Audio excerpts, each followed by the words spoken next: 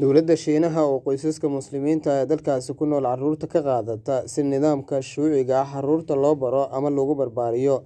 马海来给， 马海来给 对，我们善人 我民善 还是给呢。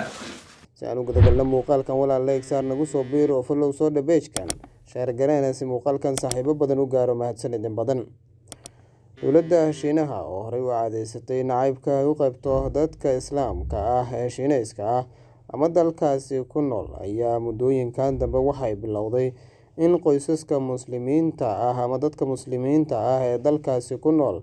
in ay carruurta ka qaadato si nidaamka shuuciga ah carruurta loogu barbaariyo shuuciyiinna looga dhigo iyadoo waalidka xoog looga qaadanayo ilmaha ama carruurta ay dhaleen.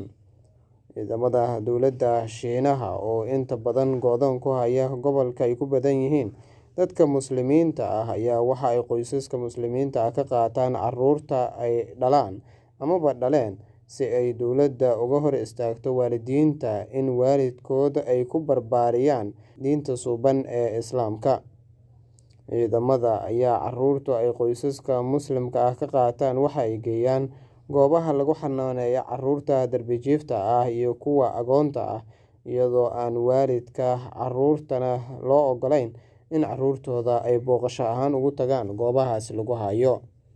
Shiinaha oo horey guul kaga gaari waayay in Muslimiinta dalkaasi ku nool ay nidaamka shuuciga ah qaataan xarig, jirdil iyo handadaadna isugu daray malaayiin Muslimiinta dalkaasi ku nool ah ayaa haatan waxa u muuqda in carruurta ay dhaleen dadka Muslimiinta ah ee dalkaasi ku nool mid nidaamka shuuciga ah baraya maadaama dadkii waaweynaa uu waxba ka qaban waayay in uu xabsi dhiga mooyaane.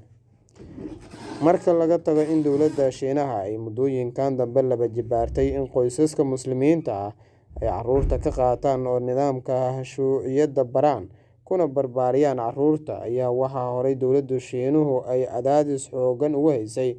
dadka Muslimiinta ah ee dalkaasi ku nool iyadoo xoogga inta badan saarta ragga Muslimiinta ah ee dalkaasi ku nool iyadoona dumarku aysan ka marnayn.